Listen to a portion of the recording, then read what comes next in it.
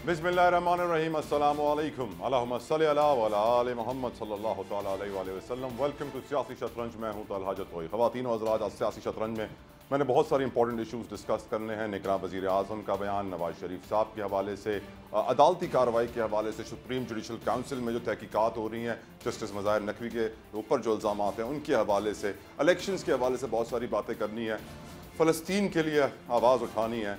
लेकिन आज दुनिया भर में बच्चों का आलमी दिन मनाया जा रहा है। हम ये सोचते हैं कि हम फ़लस्तीनी भाइयों बहनों के लिए आवाज़ उठाएं। वहाँ पर भी 5,500 बच्चे शहीद हो गए हैं। लेकिन इस बच्चों के आलमी दिन पर पाकिस्तान में बच्चों का क्या हाल है, ज़रा ये भी जान लेते हैं। पहले आज प्रोग्राम का आगाज़ इसी से करते हैं। थोड़ी दिल खराश ख़बरें हैं। अफसोस के साथ हमारा मीडिया उसको इतना हाईलाइट नहीं कर रहा जितना करना चाहिए। लेकिन हम किस मुआशरे में रहते हैं, हमारी सोसाइटी कहाँ पहुँच गई है, कितनी गिर गई है, ये शायद आप इन खबरों से जान सकें। पहली खबर मैं आपको दूंगा सरगोदा से, जहां पर मदरसे के 2 असातिज़ा को, 2 कारियों को गिरफ्तार कर लिया गया। वजह बताई गई है कि उन्होंने 14 बच्चों का रेप किया है, ज़्यादती की है। और ना सिर्फ रेप करते थे, बच्चों के जिस्मों पर छुरियों से अपने नाम के इनिशियल्स भी लिख देते थे। जीशान नाम है एक कारी का, एक का नाम अनीस है। और एक बच्चे के वालिद ने हिम्मत की और जाके पुलिस में रिपोर्ट कटवाई और फिर पुलिस हरकत में आई और इन दोनों कारियों को गिरफ्तार कर लिया है। अब ये 14 बच्चों का काउंट तो सामने आया है। अंदाज़ा कीजिए कि उन 14 बच्चों के जो 13 बच्चे थे उनके माँ बाप कहाँ?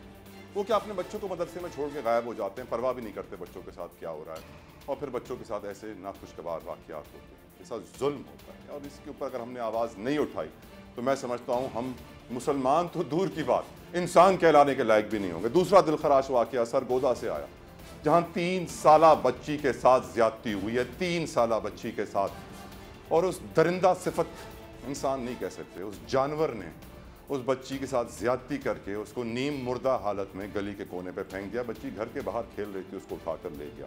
आज बच्चों के आलमी दिन पर हम क्या बात करें? ज़ैनब से किस्सा शुरू हुआ था, सोशल मीडिया की ताकत की वजह से हम बाशऊर हुए थे और हमने कहा था कि हम आवाज़ उठाएंगे, अपनी सोसाइटी को बेहतर करेंगे, पर आज तक हम नहीं कर पाए हैं। सेनेट में ये डॉक्यूमेंट पेश हुआ था जिसके मुताबिक पाकिस्तान में 5.5 लाख बच्चे हर साल रेप होते हैं। हम तमाशा देख रहे हैं, हम सियासत में मसरूफ़ हैं और हमारी मीडिया जो है वो सियासी खबरें चलाती रहेगी, अदालती खबरें चलाती रहेगी, पर इन बच्चों का जिक्र नहीं होगा। इन बच्चों के आलमी दिन के ऊपर तो अपनी जिम्मेदारी का एहसास करें।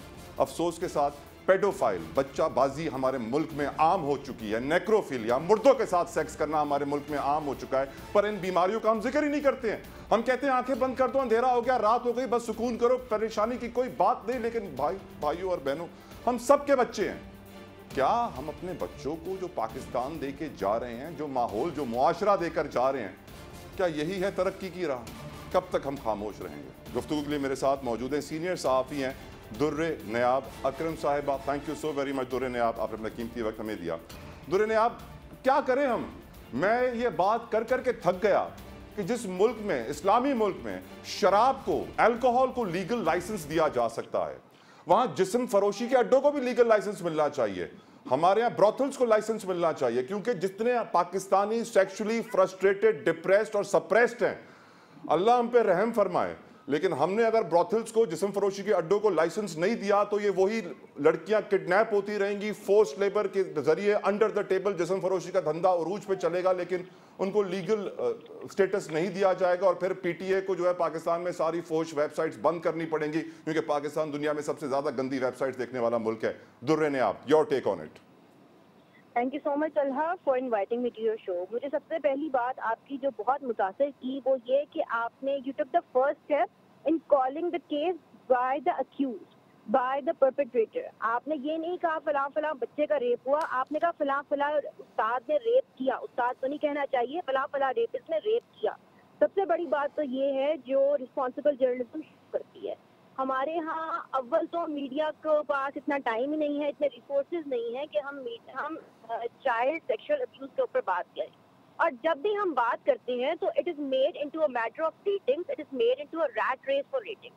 I have been associated with the print world for over 10 years now, और इन 10 सालों में मैंने यही देखा है कि जब कभी ज्यादती की बात की भी जाती है, खास तो आप कसूर के वाक़ये को देख लीजिए। कसूर में जब चाइल्ड रैकेट पकड़ा गया था तो पॉर्न रैकेट पे उन परपेट्रेटर्स का नाम नहीं लिया जाता था, उन बच्चों का नाम लिया जाता था. हम आज भी ज़ैनब को याद करते हैं, हम ज़ैनब के रेपिस्ट को क्यों नहीं याद रखते, हम ज़ैनब के मर्डरर को क्यों नहीं याद रखते.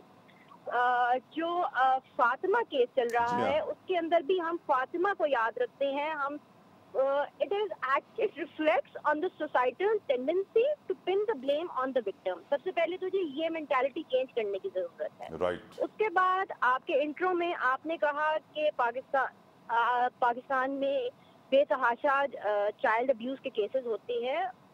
ये हम लोग नहीं कह रहे, ये स्टैट्स कह रहे हैं. साहिल ऑर्गेनाइजेशन के डार्क नंबर्स ये कहते हैं कि पाकिस्तान में हर 2 घंटे बाद एक बच्चे का रेप होता है. पंजाब के होम डिपार्टमेंट के डेटा के अकॉर्डिंग पंजाब की चंद गिनती की डिस्ट्रिक्ट्स के अंदर 2023 की पहली 6 महीनों में 1500 रेप्स रिपोर्ट हुए थे, जिनमें से 55% रेपिस्ट वो थे जो विक्टिम को उसके नेबर थे या उसके रिलेटिव थे या उसके फैमिली फ्रेंड थे. तो ये तो numbers establish situation numbers reflect कर रही है. ये हम मीडिया वाले नहीं कह रहे. मीडिया तो इसके ऊपर शदीद तरीके से खामोश है. अब आज एक ये केस हो चुका है तो देखें कितनी सितमगरीसी की बात है कि वो मदरसा जहाँ पे ये सब कुछ हुआ वो मदरसा ऑफिशियली रजिस्टर्ड भी नहीं है. तो that madrasa is not under the net of official schooling of Pakistan.